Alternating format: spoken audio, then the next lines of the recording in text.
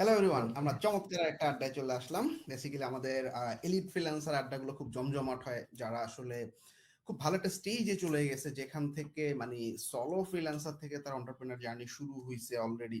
এইরকম একটা স্টেজের যখন ফ্রিল্যান্সারদেরকে আমরা নিয়ে আসি, তখন আসলে আমাদের যারা অডিয়েন্স আছে, নতুন বিগিনার বা স্টার্ট করতে চাচ্ছে বা স্টার্ট করে স্ট্রাগল পজিশনে আছে, এই জায়গাগুলোতে আসলে অনেক কিছু নেওয়ার আছে। সেরকমই একজন ফ্রিল্যান্সার আমাদের সাথে আছে, ইব্রাহিম নিলয়।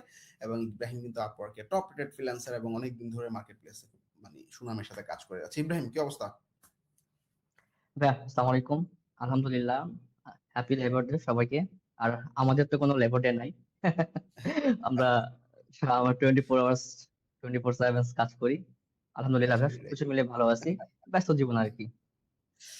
চমৎকার। তো লাইভে আমরা যারা আছি, we can ask him question, basically আপওয়ার্কের উপরে এবং ওএসইও নিয়ে কাজ করতেছে, পাশাপাশি ওয়েবে ওয়ার্ডপ্রেস নিয়েও কাজ করতেছে। So if you have any question we can ask him in the live.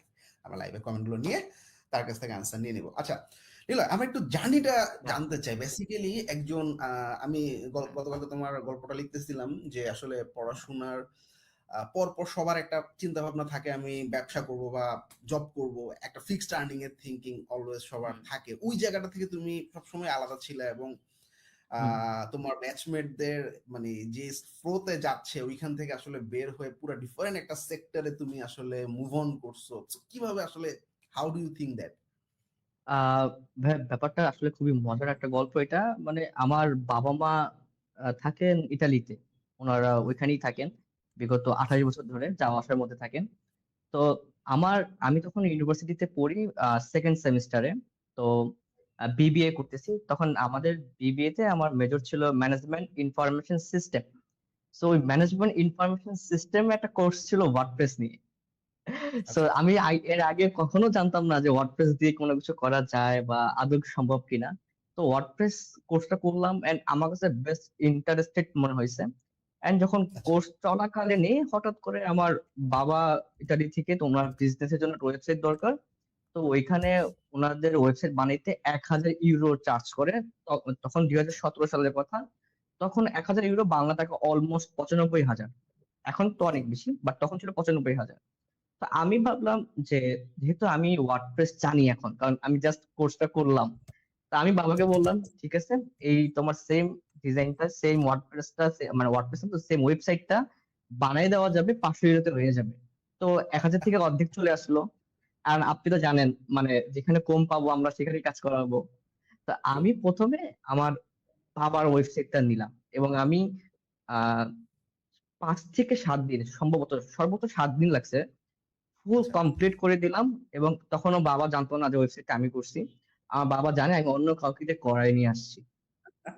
তো তো উনি পরে পরে জানছে আর কি। এখন হয়তো বা দেখলে আবার জানতে পারবে। উনি দেখতেছে আর কি। ওনাকে আমি শেয়ার করছি লিঙ্কটা। আচ্ছা। তো তো করলাম, করার পর তখন ভাই দেখেন, আমি জাস্ট বিবিএ তে সেকেন্ড সেমিস্টার। তখন আমি 500 ইউরো পাই, যেটা বাংলা টাকা প্রায় 45,000 টাকা। তখনই আমার ট্রিগারটা হইলো যে আমি বিবিএ করব 4 বছর, এমবিএ করব 4 বছর, এমবিএ 2 বছর, টোটাল 7-6 বছর করে আমার 15 লক্ষ টাকা ইনভেস্ট করার পর আমাকে একটা জব পেতে হবে। এবং জব পাওয়ার পর আমার স্যালারি স্টার্টিং এ সর্বোচ্চ সর্বোচ্চ হবে 18,000, 20,000 বা 25,000, এর বেশি ভেরি না। ট্রু। রাইট। ট্রু। আমি তখন দেখলাম যে, ক্যালকুলেট করলাম, যদি 7 দিনে আমি 40, 45, 50 হাজার টাকা কামাইতে পারি, তাহলে আমি কেন এই লাইনে যাব না? আমি কেন এই স্কিলটাকে আমি আরো বাড়াবো না? কেন এখানে আমি থাকবো না? কেন আমি ট্রেডিশনাল জবে যাব? তো ওই ক্যালকুলেশন করে সবকিছু মিলিয়ে আমার ওই 2017 থেকে এই একটা দিয়ে আমার যাত্রা শুরু। এরপরে যেটা হয়েছে ভাইয়া, ইউজুয়ালি আমার বাবা সবাইকে ওখানে বলছে যে আমাদের এখানে 1,000 করে নিচ্ছে, বাট দেশ থেকে আমি করাইছি 500 ইউরো। আমাকে মানে আমি তখন করে দিতে পারতেছিলাম না, এত ক্লায়েন্ট ইটালিয়ান।